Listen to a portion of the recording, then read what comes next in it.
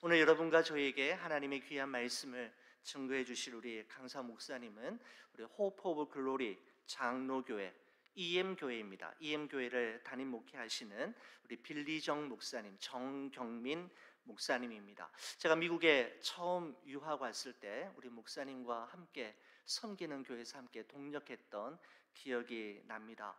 정말 온 성도들에게 인기가 많았고 많은 성도님들이 정말 좋아했던 목사님이었습니다. 특별히 말씀을 너무 잘 증거해 주셔서 참 은혜를 많이 받았던 그런 기억이 나는데, 우리 목사님 또 사모님 이렇게 함께 뵙게 되어서 얼마나 기쁘고 감격스러운지 모릅니다. 우리 저보다도 훨씬 전에 12년 전에 우리 EM 교회를 개척하셔가지고 브레아의 아주 반듯한 교회로 정말 기대감이 넘치는, 우리 비전이 넘치는 교회 세워나가고 있는 목사님이십니다. 우리 목사님 또 이렇게 강단에서 말씀 증거하실 때 많은 은혜 받으시기 바라고요. 우리 사모님 오셨어요. 우리 정수빈 사모님이신데, 사모님 잠시 일어나셔서 인사해 주시면 우리 박수로 사모님 우리 환영하고 축복하겠습니다. 네. 우리 목사님 등단하셔서 두 여인과 하나님의 사람이라고 하는 제아의 말씀 증거해 주실 때 많은 은혜 받으시기 바랍니다. 우리 목사님 박수로 환영하겠습니다.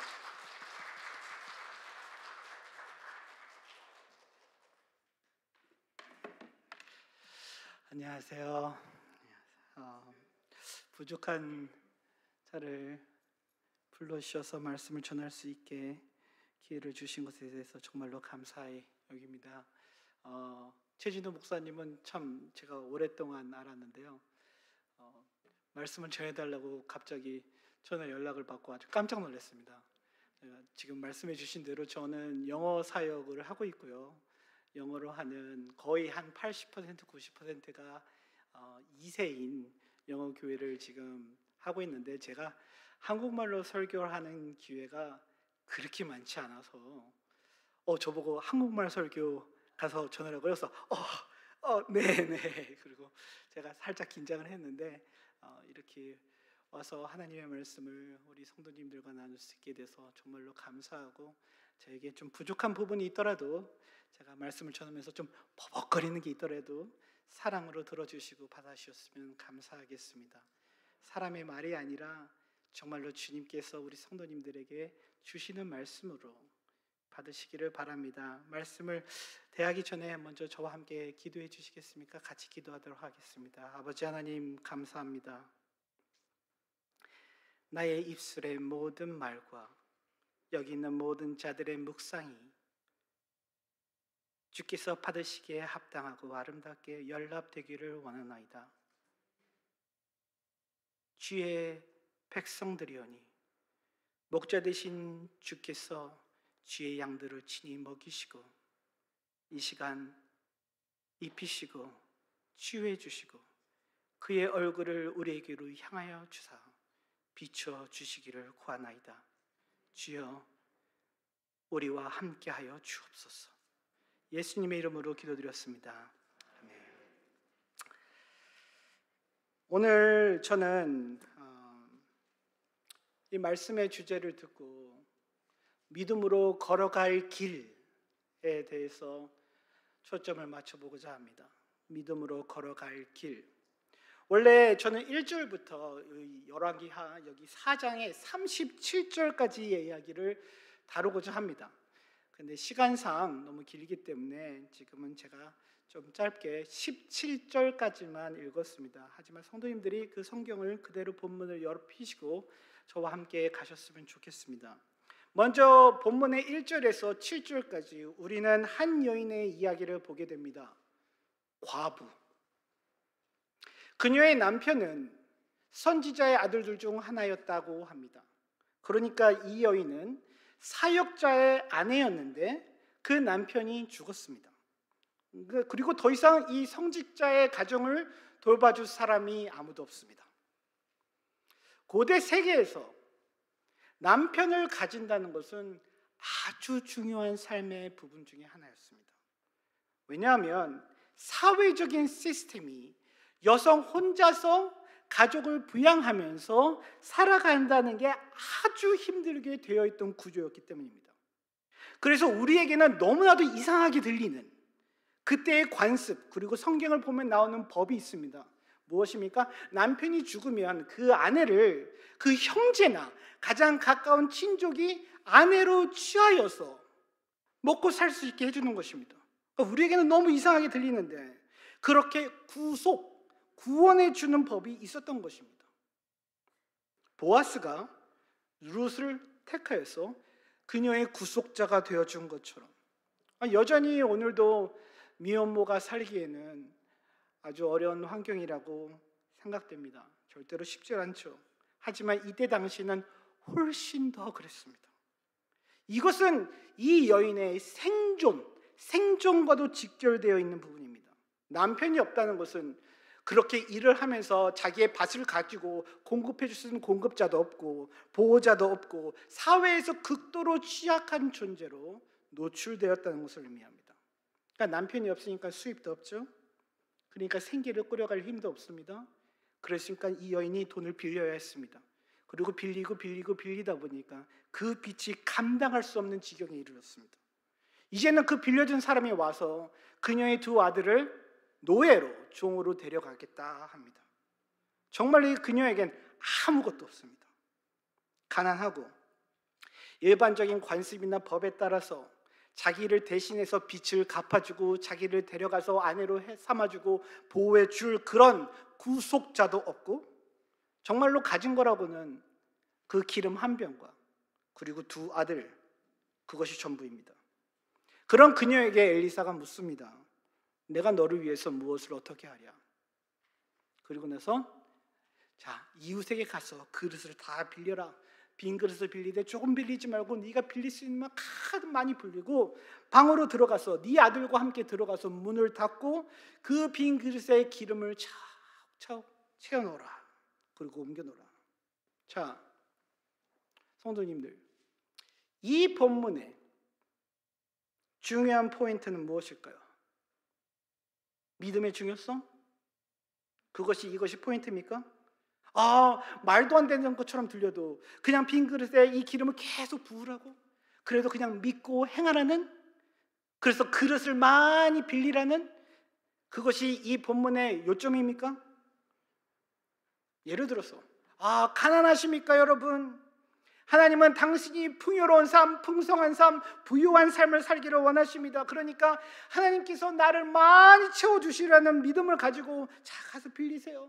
빌리고 빌려서라도 믿으세요. 그리고 계속 부으세요. 하나님께서는 여러분의 사업을 확장시켜 주시고 부유하게 해주실 것이고 채워주실 것이고, 그러니까 여러분은 믿어서로 빌려서라도 믿음으로 하나님한테 씨앗을 뿌려야 합니다. 이 교회에 헌금을 드리시고 돈을 드리면 하나님께서 다 채워주시고 부유하게 해주실 것입니다. 하나님께서 믿음으로 바치면 갚아주실 것입니다. 부자가 되기를 하나님은 원하십니다. 그러니까 믿음으로 자, 대출을 받아서라도 자, 하세요. 이것이 여러분 요즘 Word of Faith Movement라고나 믿음의 말씀 운동이라고 하는 설교자들이 이런 본문을 가지고 이야기할 만한 내용입니다. 여러분은 그런 설교를 아마 어느 곳에서 외부에서 들어보신 적이 있으실지도 모릅니다. 그런데 절대로 이 본문은 믿음으로 그냥 가서 빌리고 대출을 받으라는 그런 내용의 얘기가 아닙니다. 그것이 포인트가 아닙니다. 이 이야기는 구원에 관한 이야기입니다. 극히 가난한 과부, 공급자도 없고 자기를 지켜줄 보호자도 없고 두 아들도 노예로 끌려가서 빼앗길 위기에 처했으며 유일하게 남은 기름 그 한 곳도 점점 줄어듭니다. 미래가 불확실합니다. 내가 과연 얼마나 더 살아갈 수 있을지 모르는 것입니다. 다르게 말해서 죽음의 그림자가 다가오고 있는 것입니다. 이거 떨어지면 우리는 다 죽는다. 내 자식은 뺏기고 나는 죽고, 그리고 둘러보나 나를 구원해 줄 사람은 아무도 없고, 그런 절망적인 상황에서 그녀는 엘리사에게 부르짖었습니다. 1절 못 보셨습니까? 그녀가 부르짖었다고. 왜? 소망이 없었어. 도대체 길이 보이지 않았어. 이 여인에게 엘리사는 방으로 들어가서 그 식구에 아무도 들이지 말고 문을 닫고 빈 그릇에 기름을 붓기 시작하라고 말했습니다. 자, 여러분, 엘리사가 이 기적을 행하기 위하여 그 방에 저들과 함께 들어가지 않았다는 점에 주목하십시오. 그렇다면 그 닫힌 방에서 도대체 누가 이 기름이 계속 쏟아나게 하시는 것입니까? 누가 이 기적을 행하고 있는 것입니까? 당연히 주님께서 하시는 것입니다. 다르게 말해서 주님께서 그녀의 진정한 구속자로 다가오시는 것입니다. 그녀를 구원하시기 위해서. 이 기름의 증식은 우리로 하여금 오병이어를 떠오르게 합니다. 물고기 그리고 빵으로 5,000명을 먹이신 예수 그리스도의 그 역사를 연상시킵니다. 자, 그 그릇에서 기름이 계속 나오잖아요. 기름이 계속 나와요. 그것이 저는 모르겠어요. 올리브 씨유든 포도 씨유든 그게 무슨 기름이 있든지 간에 그것이 기름이 계속 나오는데 그 기름은 그런 올리브 기름, 포도 기름처럼 땅에서 나와서 그 식물 안에 한 번도 들어가 본 적이 없는 기름입니다. 마치 예수님께서 나눠주신 그 물고기, 그래서 여러분이 여러분의 손에 받은 그 물고기가 단 한 번도 물속에 들어가 본 적도 없었던 것처럼, 아니 물고기가 이 정도 사이즈로 커지는데 물에 들어가 본 적도, 물에서 자란 적도 없는 물고기를 여러분은 상상을 하실 수 있습니까? 무슨 얘기예요? 다르게 말하면 예수님의 손에서 창조된 물고기라는 것입니다.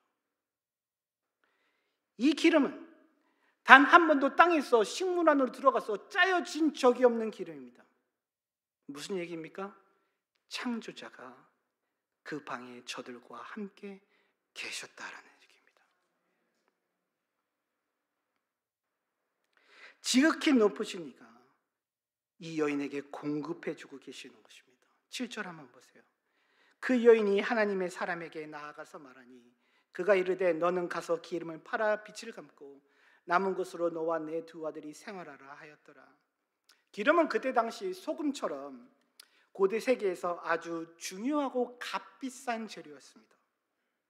그래서 그녀는 이 기름을 팔아서 그가 가졌던 그 큰 빚을 다 갚을 수 있었고 그 남은 기름으로 생계를 이제 유지할 수 있게 된 것입니다. 주님께서는 그녀에게 그러니까 공급자요, 그녀를 지켜주고 아들이 노예로 끌려가지 않을 수 있도록 보호해주는 보호자요, 구속자로 다가오셨습니다. 룻에게 보아스가 구속자가 되어준 것처럼 이제 더 이상 그녀는 아들들을 잃지 않을 것입니다.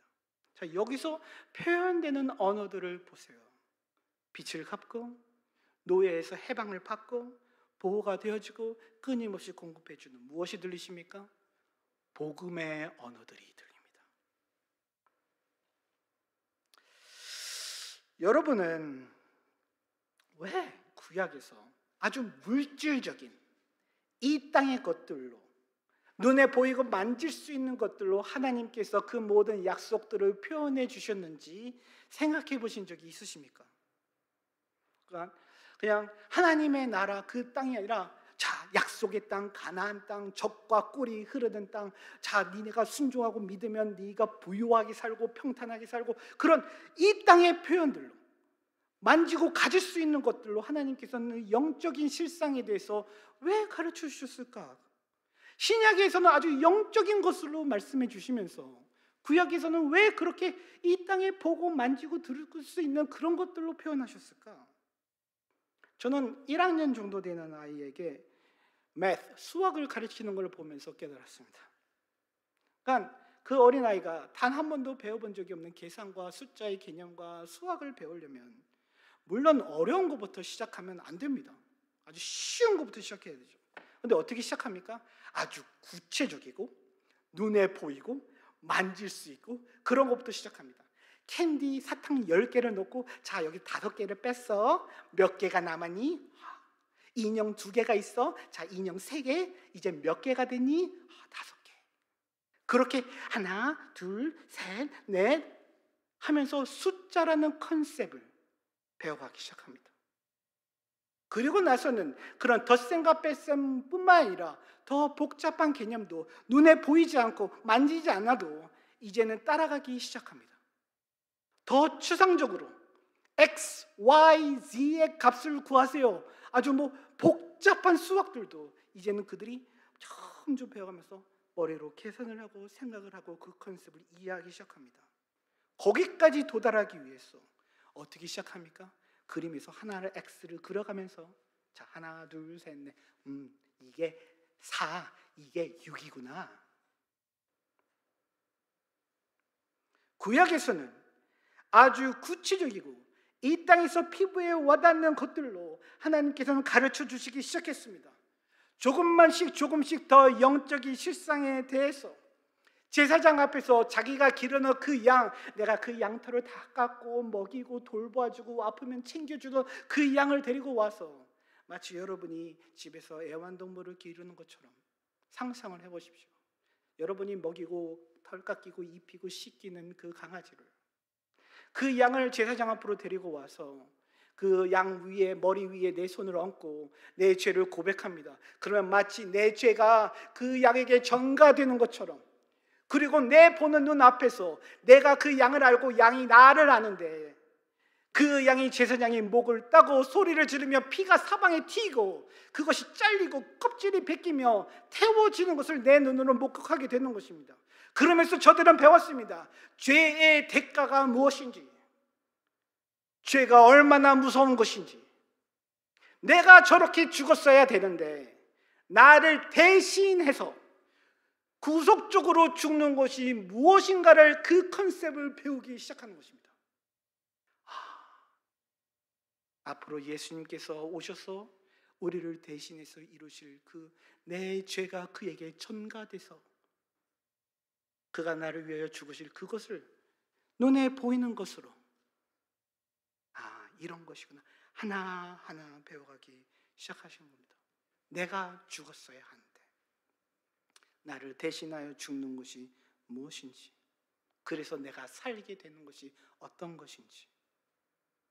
여기 이 사건은 그리스도 예수께서 우리를 위하여 이루실 그 복음의 역사를 그림자처럼 그녀의 이 땅의 경험을 통해서 표현하고 있는 것입니다.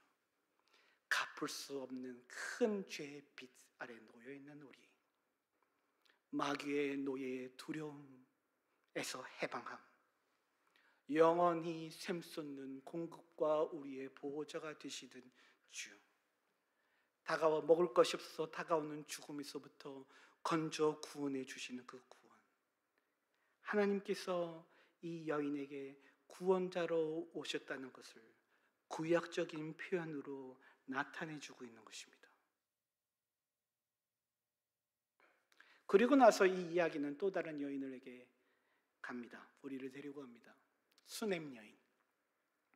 여러분, 이 두 여인의 이야기가 이렇게 나란히 배치된 것은 결코 우연이 아닙니다. 여러분 이에 대해서 생각해 보신 적이 있으신가요? 이거 기름 기적 이야기, 또 다른 수넴 여인 이야기, 따로 동떨어지게 생각하지 마세요. 여기에는 흘러가는 메시지가 있습니다. 여러분은 이 두 번째 여인에게서 첫 번째 여인이 갖지 못한 모든 것이 이 두 번째 여인에게 있다는 것을 발견하게 되실 것입니다. 첫 번째 여인은 과부였고 이 두 번째 여인은 남편이 있습니다. 첫 번째 여인은 극도로 가난했습니다. 두 번째 여인은 부유했습니다. 아주 많은 재물을 지녔습니다. 8절과 9절이 그녀를 그렇게 소개해주고 있잖아요. 서로 어떻게 보면 반대예요. 그런데 이 두 번째 여인에겐 첫 번째 여인이 소유한 그것이 없습니다. 자녀. 그것이 큰 문제였을까요? 고대 문화 안에서 한 여인이 남편을 가졌고 아주 부유하고 명예롭다 할지라도 여성으로서 자녀를 갖지 못한다는 것을 아주 비통하고 수치스럽게 여겼습니다. 여러분은 아브라함의 아내 사라의 이야기에 대해서부터 그것을 알 수 있지 않습니까? 오죽하면 사라가 자기 종을 내어주서라도 그렇게 자녀를 내 것으로 갖고 싶었을 정도이니까. 야곱에게 사랑을 더 많이 받았던 라헬도 자기가 더 사랑을 받았고 이제 부유한 여인이 되었지만 그래도 자기가 자식을 가질 수 없다는 것에 대해서 아주 비참하고 애통하게 여겼습니다. 사무엘의 엄마 한나도 비록 그 남편이 자기를 그 다른 여인보다 더 사랑했지만 결코 그걸로 만족하지 못했습니다. 자식이 없다는 것에 대해서 정말로 괴로워했습니다. 자녀가 없이는 그 모든 것이 다 내게 있다 해도 그들에게는 그것이 그렇게 중요하지 않았습니다. 다르게 말해서 이 수넴 여인에게는 첫 번째 여인이 볼 때는 자기에게 필요하고 자기가 원하는 모든 것을 다 가진 것처럼 보이지만 이 두 번째 여인은, 수넴 여인은 내가 내 가진 모든 전 재산을 다 팔아서라도 이 첫 번째 여인이 갖고 있는 그것을 갖기를 원한다는 것입니다. 보이십니까, 여러분? 누구에게나 삶의 아픈 부분, 결여된 부분, 그들만의 인생의 가시가 있습니다. 자기의 깨어진 부분, 공허하고 아픈 것. 다른 사람이 봤을 때는 내가 정말 원하는 그런 어떠한 삶을 살고 있는 것처럼 보이지만 착각에 빠지지 마세요. 누구도 완벽한 삶을 살고 있지는 않습니다. 다 자기만의 아픔과 눈물에 그런 가시 같은 부분이 있는 것입니다. 젊은 사람들이 요즘에 페이스북, 인스타그램이라고 해서 사진들 찍어가지고 많이 올립니다. 저도 옛날에 교회 개척을 해서 초창기 때는 페이스북 하면서 이렇게 보면 제 동료 목사들, 친구들 다 보면은 사역을 막 하고 있는 것 같은데 저 혼자 조그만 사무실에 앉아서 나는 뭐 하고 있는 거지? 이렇게 이 친구들은 이렇게 잘 사역하고 있는데 인스타그램 보면서 이 가정은 이렇게 어디 가가지고 맛있는 것도 먹고 여행하고 행복하게 사진 쫙 찍고 그러면 이 가정은 이렇게 좋아 보이는데 우리 가정은 왜 이러지? 얘는 이렇게 좋은 삶을 살고 있는데 나는 왜 이러지? 모르는 거예요. 그 가족이 사진 찍기 전에 야 빨리 와, 전화기 집어넣어. 야 뭐 하는 거야 여기서? 그럼 야! 우리는 뭐만 봅니까? 그 아들이 그냥 예를 들어서 고등학생 애들 사진 또 찍어. 그 부분만 보는 거예요. 이것 봐. 이 사람들 이렇게 행복하게 사는데 나는 왜 이래? 우리는 망가진 세상에서 부서진 존재로 살아가고 있습니다. 이 땅의 삶은 절대적으로 궁극적인 삶이 될 수 없습니다. 여러분은 저 사람이 가진 그것을 가지면 행복할 것 같습니까? 아니요. 그런 삶의 소망은 이 땅의 것들에서 찾을 수 없습니다. 오직 주님만이 여러분의 아픈 부분을 치유해 주실 수 있고, 오직 주님만이 여러분의 망가진 부분을 세워주실 수 있고, 오직 주님만이 여러분의 결여되고 공허한 부분을 만족시켜 주실 수 있습니다. 8절에서 9절을 보면 이 여인은 엘리사에게 필요한 것을 제공해주고 방과 그 필요한 모든 것을 공급해 줄 수 있을 정도로 부유했습니다. 그녀는 참 신실한 여인이었습니다. 신실해서 누가 시키지 않았습니다. 자기가 자원해서 그렇게 했습니다. 그래서 어느 날 이 엘리사가 이 수넴 여인을 불러서 첫 번째 여인에게 했던 말과 아주 비슷하게 말합니다. 내가 너를 위해서 무엇을 하랴? 말해봐라. 심지어 이스라엘의 가장 강력한 존재 왕이나 사령관에까지 내가 청구해 주겠다. 그 여인은 그런 부도 명예도 권력도 원하지 않습니다. 그런 것에 연연하지 않습니다. 필요 없다고. 나는 그냥 내 사람들과 같이 살겠다. 14절 한번 보시겠어요? 14절. 엘리사가 이르되 그러면 그를 위하여 무엇을 하여야 할까 하니 게하시가 대답하되 참으로 이 여인은 아들이 없고 그 남편은 늙었나이다 하니 이르되 다시 부르라 하여 부르매 여인이 문에 서니라. 엘리사가 이르되 한 해가 지나 이때쯤에 내가 아들을 안으리라 하니 여인이 이르되 아니로소이다. 내 주 하나님의 사람이여 당신의 계집종을 속이지 마옵소서 하니라. 이 여인은 문 안으로 들어오지도 않고 문에 서서 이야기를 듣습니다. 아들을 아들이라 하니까 내 주 하나님의 사람이여 당신의 계집종을 속이지 마옵소서. 이 말에 엘리사는 기분 나빠하지 않았습니다. 아마 제가 추측하건대 생각에는 농담하지 마세요. 그런 걸로 저 놀리지 마세요. 뭐 그런 뉘앙스가 아니었을까 추측해 봅니다. 아마도 그녀는 두려움에 이런 식으로 반응했을지도 모릅니다. 왜냐하면 이것이 너무 오랜 기간 동안 그녀가 간절히 원했던 소망이었기 때문에 그냥 너무 혼자 앞서가서 흥분하고 기대해가지고 진짜예요? 그러고 싶지 않았어요. 기대가 크면 신방도 큰 법이니까 그냥 그런 생각을 내가 품는 것조차 두려웠을 수도 있습니다. 왜? 내가 다시 나는 아이를 갖지 못한다는 여인 그런 현실에 다시 직면하게 될까 봐. 그런 말 하지 마세요. 그 이유가 무엇이었던지 간에 여전히 그녀에게 믿음이 부족했다라는 것을 본문은 보여주고 있습니다. 뭐라고요?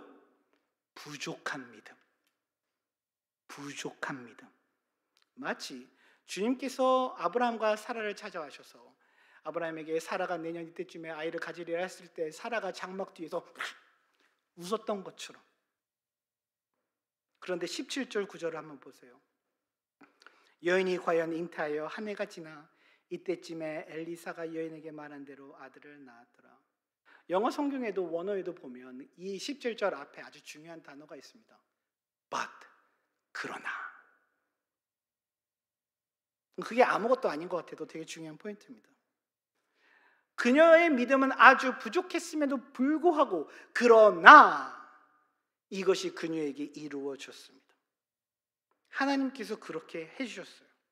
제가 조금 전에 말씀드렸던 Word of Faith Movement, 믿음의 말씀 운동 같은 가르침은 뭐라고 얘기하냐면 당신에게 올바른 믿음이 있어야지만 하나님의 축복을 받을 수 있다고 말합니다.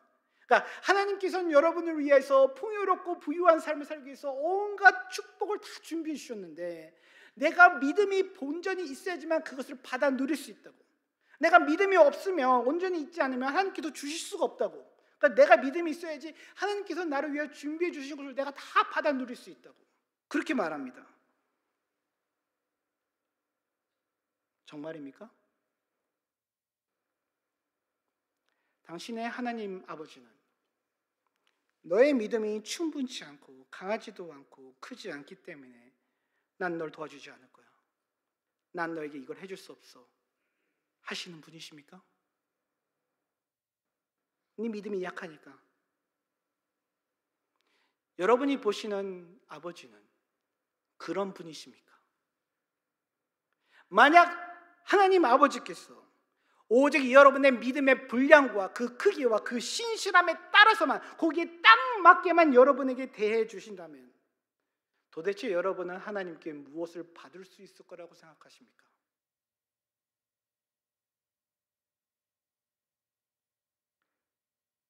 주님은 은혜롭게 역사하십니다. 지금까지 그렇게 하셨고 앞으로도 그리 하실 것입니다. 우리의 연약함, 우리의 눈물과 우리의 고뇌와 우리의 아픔을 잘 아시기 때문에 주는 그의 선하심과 그의 긍휼히 여기심과 그의 크심에 따라 우리에게 역사해 주시는 분입니다. 나에 맞게 해, 내 그릇에 따라 역사하시는 분이 아니라 본인의 영광과 이름을 위하여 그 크심과 사랑에 따라 역사하시는 분이십니다. 그의 선하신 목적과 뜻을 가지고 그런 분이 우리 하나님이십니다.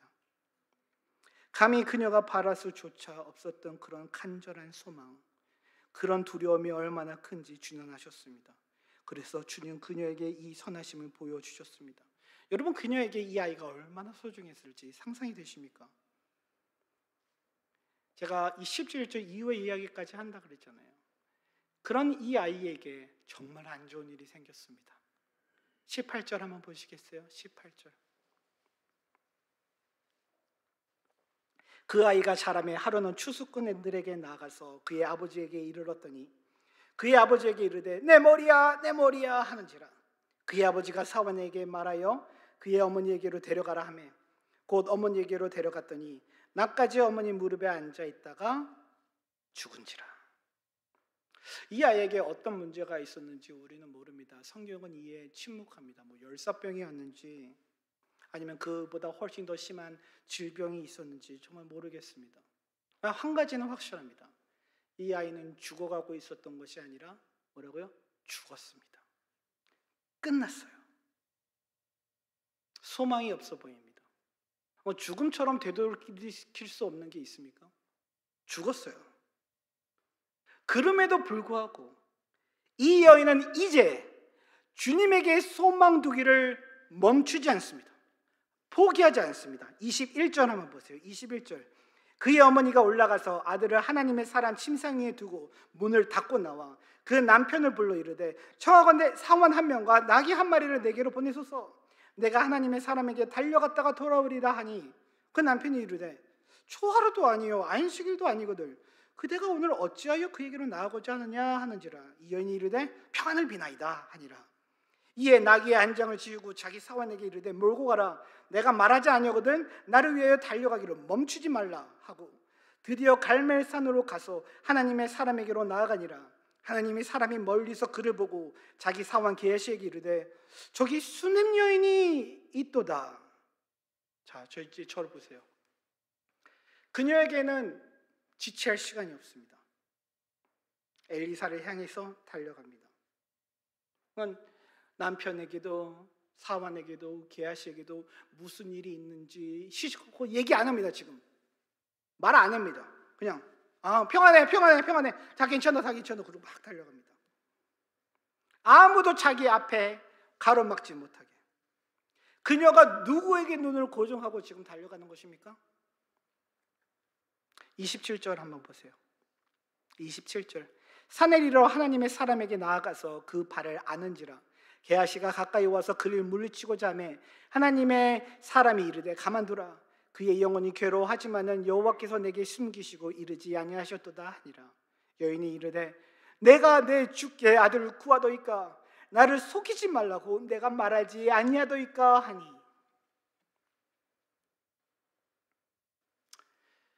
혈루증 여인이 예수님의 옷자락을 붙잡은 것처럼, 그리고 또 죄 많은 여인이 예수님의 발을 움켜잡고 붙잡고 자기의 눈물로 예수님의 발을 씻긴 이야기를 여러분은 아실 것입니다. 그것이 바리새인들에게는 되게 큰 스캔들이었습니다. 기억하십니까? 바리새인들이 그걸 보고 이랬습니다. 왜? 그때 당시 여인은 다른 남자를 만지서는 안 되기 때문입니다. 특히 거룩한 하나님의 사람은, 부정한 자가 거룩한 자를 만져서는 안 됩니다. 그래서 바리새인들이 그것을 보고 분개했습니다. 예수가 정말로 하나님의 거룩한 사람, 선지자라면 어떤 여인이 지금 자기를 만지고 있고 지금 그를 붙잡고 있는지 알았어야 하고 그것을 허락하지 말았어야 하는데, 그럼에도 불구하고 보란듯이 예수님께서는 그 여인에게 용서를 말하셨고 평안을 말하셨습니다. 그런 비슷한 이유로 이 사원 게하시도 엘리사에서부터 이 여인을 떼어놓으려고 하신 겁니다. 그러니까 엘리사가 아니야 내버려두라고, 아픔이 있다고 허락했습니다. 그녀가 말합니다. 내가 내 주께 아들을 구하도이까 나를 속이지 말라고 내가 말하지 아니하도이까. 자기가 가장 두려웠던 그 순간이 현실이 되어 자기에게 다가온, 자기의 모든 꿈과 같은 것들이 와르르르 무너져 내리는, 차라리 그 전에 무자식이었던 것이 지금보다 덜 아팠을 것 같아요. 아주 흥미로운 점은 왜 그녀는 남편에게나 사환에게나 게하시게나 그 누구에게도 뭐 의사든 누구에게도 도움을 구하려 가지 않고 말조차 하지 않고 달려갔느냐 하는 점입니다. 자, 여러분에게 묻겠습니다. 그녀가 누구를 향하여 달려갔습니까? 엘리사 맞는데 엘리사라고 우리 섣불리 말하지 맙시다. 무슨 얘기냐면, 자, 본문을 여러분이 자세히 살펴보면 이 아이가 죽고 난 후에는 엘리사는 그의 개인적인 이름 엘리사로 불리지 않습니다. 뭐라고 말합니까? 그의 역할, 하나님의 사람이라고 계속 22절, 25절, 27절에서 매번 반복적으로 그렇게 말합니다. 하나님의 사람, 하나님의 사람, 하나님의 사람. 그러니까 구약 성경에 뭐 어떤 글씨를 크게 하는 것도 코테이션도 그런 거 없어요. 그러니까 이들이 무엇을 강조해서 전달해 주고 싶으면 어떤 기법을 쓰냐면 반복하는 기법을 씁니다. 이것은 무의미한 글쓰기 기법이 아닙니다. 단순히 이 여인은 엘리사라는 사람에게 호소한 것이 아니라 하나님의 사람에게로 향하였다는 것을 우리에게 말해주고 있는 것입니다. 다르게 말해서 그녀는 그를 통하여 하나님에게 울부짖는 것입니다. 나의 도움이 되어달라고. 이 순간 나의 도움이 되어줄 분은 내 남편도 사원 그 누구도 아니라고. 나의 소망은 오직 나를 불쌍히 여기시는 전능하신 하나님이십니다. 내가 주께 아들을 구하더이까 나를 속이지 말라고 말하지 아니었나이까. 부족한 말이지만 그녀는 정말 솔직히 있는 그대로 하나님 앞에 털어놓았습니다. 여러분은 그런 순간에 누구에게로 향하십니까? 나를 불쌍히 여길 그분 앞에서 여러분은 울부짖으십니까? 상한 갈대를 꺾지 아니하시며 꺼져가는 심지를 끄지 아니하시는 이. 그런데 왜 그렇게 하셨을까요? 그녀의 말대로 내가 구하도이까 속이지 말라고 하지 않았습니까? 그런 여인에게, 부족한 믿음의 여인에게 아들을 주신 분은 하나님이십니다.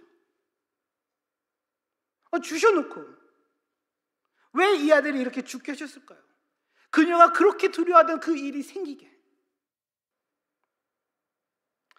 하나님의 사자에게 매달렸던 야곱을 여러분은 기억하십니까? 야복 강가에서 씨름하며 매달렸던 하나님이 야곱에게 베델부터 약속하셨습니다. 내가 너를 축복하리라고.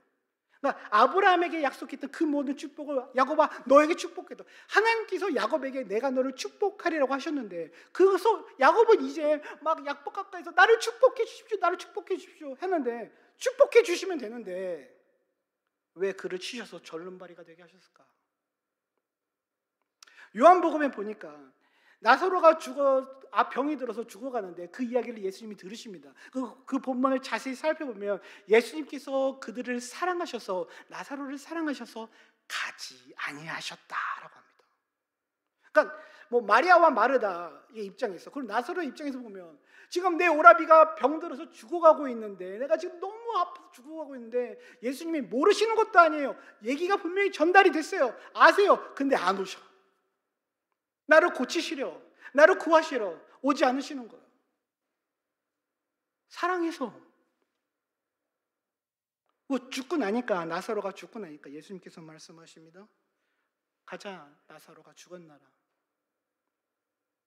왜? 그 다음에 예수님께서 뭐라고 말씀하십니까?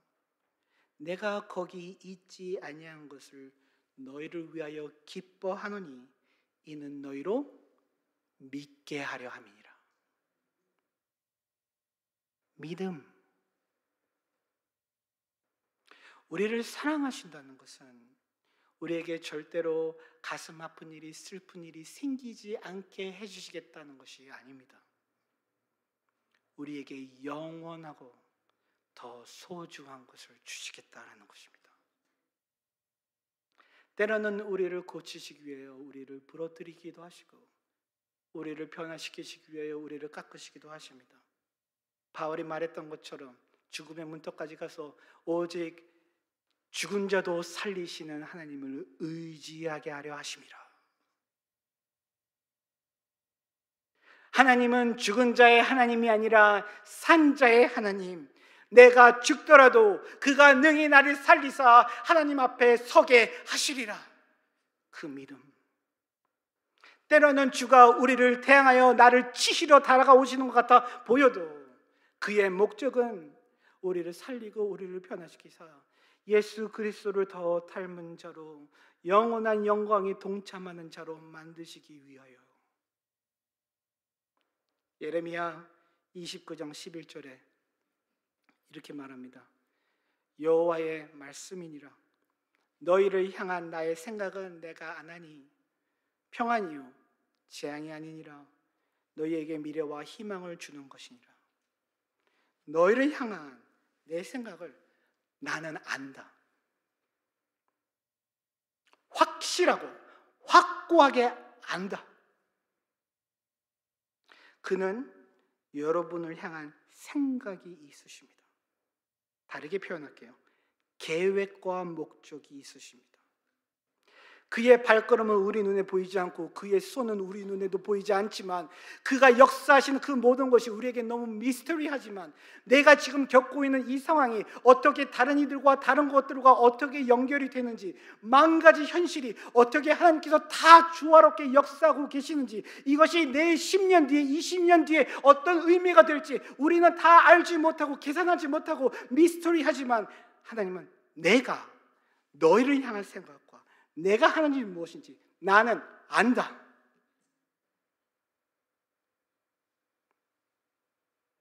당신의 기쁨의 날도 여러분의 슬픔의 날도 그가 정하시고 그가 세우십니다. 주님께서 여러분을 향하여 가지신 계획은 지난주에 세우신 계획이 아닙니다. 어제 이래야지 세우신 계획도 아니고 1년 전에 세우신 계획이 아닙니다. 이 좋은 비전 교회를 향하신 하나님의 계획은 몇 년 전에 이럴까? 하고 생각하신 게 아니라는 거예요. 여러분을 향한 하나님의 생각이 얼마나 오래된 줄 아십니까? 가장 오래된 산보다 더 오래됐습니다. 여러분이 찾을 수 있는 가장 오래된 별보다 더 오래됐습니다. 성경 우리에게 뭐라고 말합니까? 창세 전부터 그리스도 예수 안에서 우리를 낳으셨다. 이 땅의 모든 것이 만들어지기 전부터, 영원 전부터 내 삶 속에 지금 일어나는 이 모든 일들과 경험을 하나님은 계획하셨고 생각하셨고, 너희를 향한 나의 계획과 생각은 재앙이 아니라 평안, 선이다. 그러니 여러분은 하나님께서 나를 대적하시는 것에서 오시는 것처럼 보여도, 어려운 일이 와도, 그렇게 느껴지는 상황 속에서도 여러분 욥과 함께 그렇게 고백할 수 있습니까? 그가 나를 죽이실지라도 나는 여전히 그를 의뢰하리라. 어떻게 그렇게 확신할 수 있습니까? 무엇을 근거로? 하나님이 나를 향한 생각이 선하시다는 것을.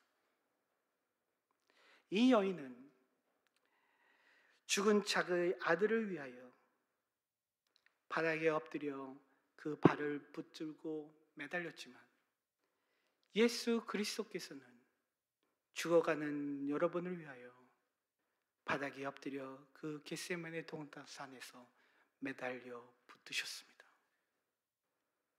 야곱은 나를 축복해달라고 매달렸고, 이 여인은 자기 아들을 살려달라고 매달렸지만 예수 그리스도께서는 여러분을 살려달라고, 여러분을 축복해달라고 십자가에 매달려서 자기를 치시는 아버지의 손을 끝까지 붙잡으셨습니다.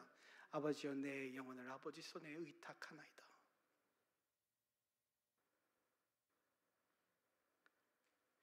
이 여인과 하나님 사이엔 하나님의 사람이 있었지만 여러분과 하나님 사이엔 하나님 사람이 계십니다. 참 하나님이요 참 사람이시오 예수 그리스도, 절대적인 대제사장, 나를 긍휼히 여기실 예수 그리스도. 이 하나님의 사람은 달려가서 그 아이 위에 누워서 얼굴과 눈을 맞추고 그 코에 후 불어넣어서 그 아이를 살렸지만, 이는 마치 하나님께서 아담에게 생기를 불어넣어서 성령을 불어넣어서 아담이 산자가 된 것 같은 그 이야기를 상기시킵니다. 근데 예수 그리스도께서는 그러실 필요조차 없으십니다. 어린아이에게 달리다금 어린아이야 일어나라, 그리고 살아났습니다. 부활하시고 나서 예수님께서 어떻게 하셨습니까? 제자들에게 나타나셔서 생기를 불어넣으시고 뭐라고 말씀하십니까? 숨을 불어넣으시고 성령을 받으라. 영원한 생명을 주시는 예수. 오늘 이 두 여인의 이야기를 보았는데 둘 다 사역자의 아내요 신실한 여인, 둘 다 신실한 여인들이었습니다. 그렇다고 해서 저들의 삶에 문제가 없었던 것은 아닙니다. 신실함에도 불구하고 둘 다 각자만의 아픔이 있었고 둘 다 하나님의 도우심과 자비를 구했습니다. 그리고 하나님께서 나타나셔서 구하셨습니다. 첫 번째 여인은 다가오는 죽음에서 살리셨을 뿐 아니라 두 번째 여인은 죽은 자를 살리시는 하나님. 네가 다가오는 죽음에서도 살리시지만 네가 죽더라도 살리신다. 그가 구하신다. 우리 여러분에게는 엘리사보다 더 위대하고 더 자비로우시며 더 강하신 절대적인 구속자가 계십니다. 나를 참으로 돌보시는 예수. 내게 정말 두려운 일이 만약에 생긴다 하더라도 나를 지키시고 나를 세우실 예수. 주제가 뭐였죠? 믿음으로 걸어갈 길. 내년 한 해를 여러분이 바라보시면서 여러분이 무엇을 의지하십니까? 믿음의 주여 온전케 하시는 예수를 바라보자. 기도하시겠습니다. 우리의 소망과 우리의 신뢰가 주여 어디에 누구에게 있겠습니까? 주 예수 그리스도 오늘도 살아계셔서 우리를 위하여 아버지 앞에 간구하시는 예수 그리스도, 그의 손안에 나의 모든 생명이 있음을 고백합니다. 주여 우리에게 그 믿음을 더하여 주시옵소서. 두려워하지 않고 주를 바라볼 수 있는 눈을 우리에게 허락하여 주시옵소서. 우리가 아픔 가운데, 슬픔 가운데, 각자의 고난 가운데 주께 울부짖을 때, 주께 눈물로 마음을 쏟아 놓을 때 주님은 우리에게서 멀리 계시지 마시고 우리에게 가까이 오시옵소서. 주께서 우리와 가까이 계시지 아니하시면 우리는 저 구덩이에 들어가는 자와 같을까 두렵습니다. 주여 우리의 믿음이 너무나도 연약하고 약하오니 주는 우리를 긍휼히 여기시고 한시도 우리를 내버려 두지 마시옵소서. 이 곳에 두신 그 예수 그리스도의 이름의 영광을 위하여 이 교회를 지키시고 말씀해 주시며 먹이시고 공급해 주시옵소서. 주의 이름의 영광을 위하여 주의 백성들에게 응답하여 주시옵소서. 주를 신뢰하오니 주여 우리에게서부터 한순간도 떨어져 계시 마시옵소서. 우리가 돌아볼 분은 주님밖에 없습니다. 예수님의 이름으로 기도드렸습니다.